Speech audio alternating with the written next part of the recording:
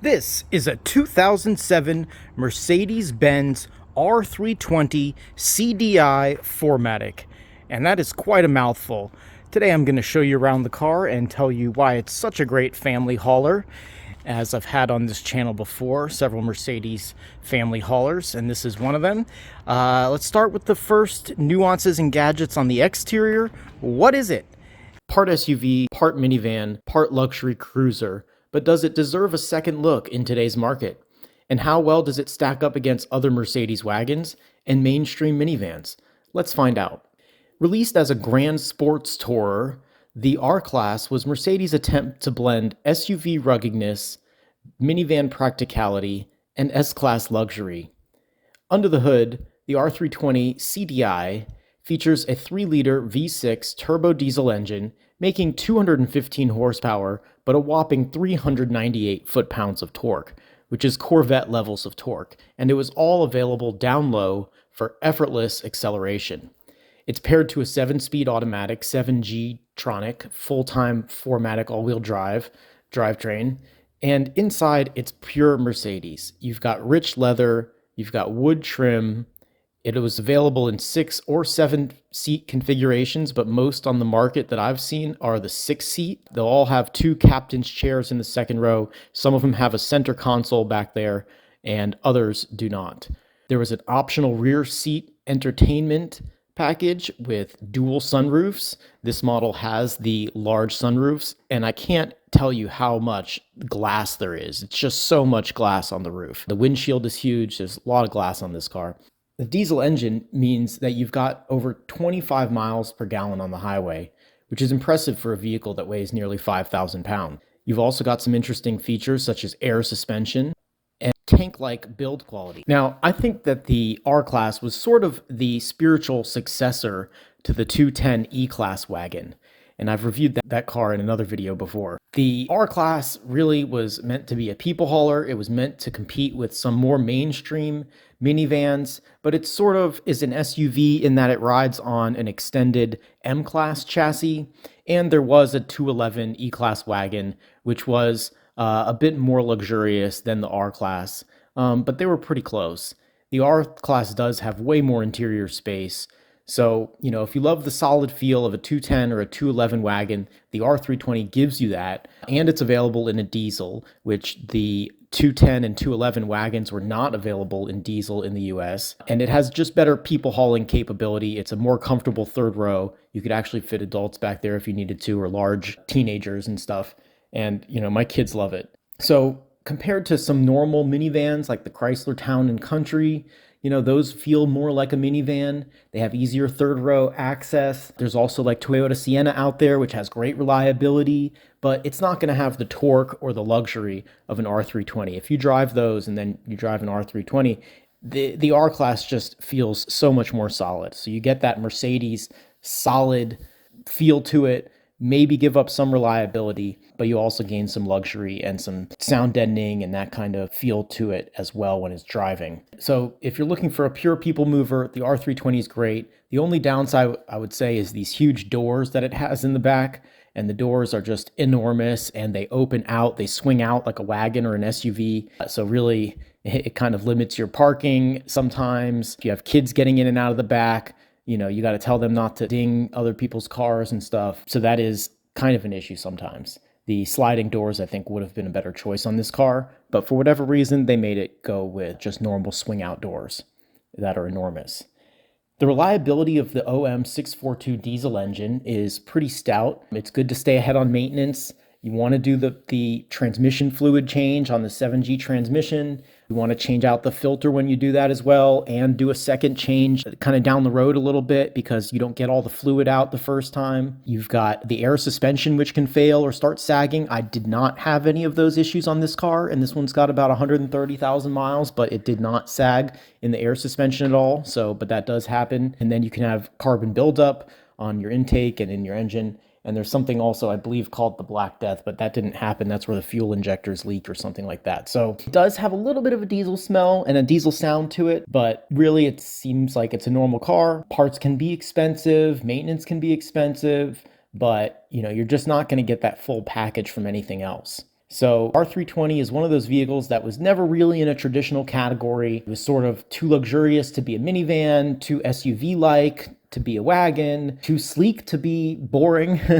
And it's just something you look at and you're like, what is that? But it actually works. And it's a great car, and it was a great daily driver for about a year or so that I've had it. So if you want a 6 or 7-seater that drives better than most SUVs, more wagon-like, sips fuel like a sedan, and is built like a bank vault, the R320 CDI is a hidden gem.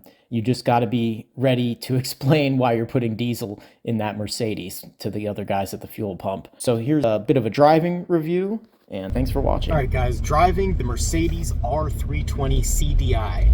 This thing is pretty sweet. It is super buttery smooth with a 7-speed transmission. It just, I don't want to call it lazy, but it's a little bit more like, oh, do we have to?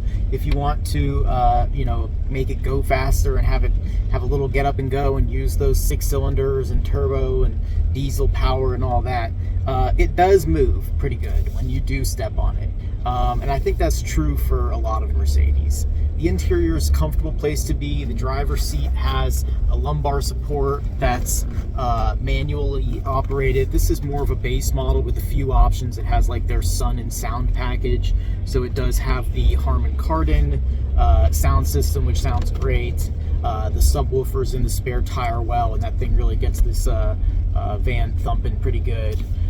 The windshield is enormous. I mean, the visibility is really good all the way around. There's a few interesting quirks, nuances and gadgets, excuse me, in the interior. One is that the far back rear windows open.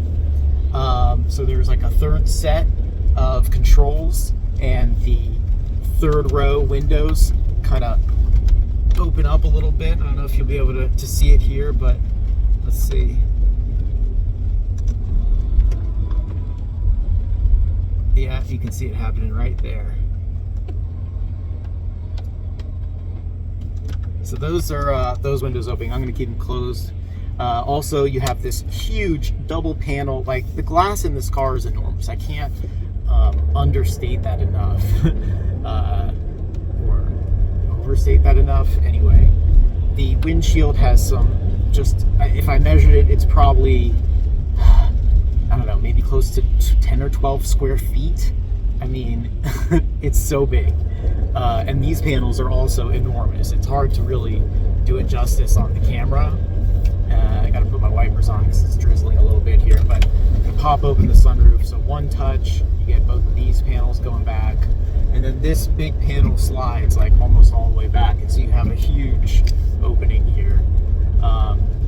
There's just so much space inside this car. It's cavernous. It really is, like, just swallows everything up. You can fit, the 3 rows. You got 6 seats, 6 seat belts. The captain's chairs in the second row. They have their own AC controls, HVAC controls down here. They have their own cup holders, which pop out with a very interesting mechanism. They just really thought this car out very well. It's meant to, I think, be a competitor for the American minivans. This is when, it was Daimler Chrysler, and they were sort of competing against themselves, against, the town and country almost with this, as more of an upscale version. So it definitely rides more like an SUV or a wagon, I would say, than a van, because it is still that rear drive bias. It is all-wheel drive based on the ML chassis. So I'm not sure I think it's the 168 chassis. I'll have to look that up. But it feels very spacious. You have plenty of room. It's very comfortable. It's great for road trips. Even though it's 5,000 pounds, super great safety rating, you still get 23, 24, 25 miles to the gallon on the highway, depending, how loaded you are and if you're running air conditioning and whatnot. There is, the controls are laid out very well. You have an interesting stalk here where you do off the steering column, where you do the drive. So it's a shifter on the stalk, but it's kind of like up for reverse, down for neutral, down for drive. Park is a button on the end. It has a very quiet chime. You should always wear your seatbelt, but if you're driving just on your own property or low speed in a parking lot or something, and you don't have your seatbelt on right away, the chime that lets you know that your seatbelt is not on is not very intrusive at all. It's just like kind of ding, ding, and then it goes a little bit faster, ding, ding, but it never gets really loud or like in your face about it, like some of the other, I feel like the Japanese cars are the worst offenders for that. The other cool thing is it has some interesting features, like if you have your wipers on, your front wipers, and you put it in reverse, then the rear wiper will come on. So here we can demonstrate that real quick. So I've got it in drive, my front wipers are on, I put it in reverse, I didn't touch the rear wiper, and it's not happening. But it does happen. It's probably because I'm going too slow. Anyway, you can also put the rear wiper on manually. You control all that from the end of the stalk where you have your turn signals. It controls your front and rear wipers and your front and rear windshield washers. There's also a little icon in the dash that shows you when your rear wiper is on, which is kind of cool. So we've got that right there. You got this menu you can flip through. You can see that I've been just going in traffic. So anyway, that's kind of my quick review of the R320 CDI. I really see it sort of as a spiritual successor to the W210. I know they had a W211 wagon, but I'd actually like to look and see. I bet you there are still more W211 wagons sold than R-Class. Maybe. I'll have to look that stat up. It's a great all-around vehicle. It has some interesting things. There's also a bottle opener, so the center part of the cup holders pop out, and there's a bottle opener in there, a secret bottle opener, two types of bottle opener actually. And there's like a card holder on the other side, so if you're going into a parking lot or something, you can put your card in there. They really and when you pop that out, it reveals a third larger cup holder in the middle, so that's pretty cool. It has projector headlights, but not HIDs on the lower end trim, but you can just retrofit that with your own HIDs, which was what I did, and it really lights up nicely.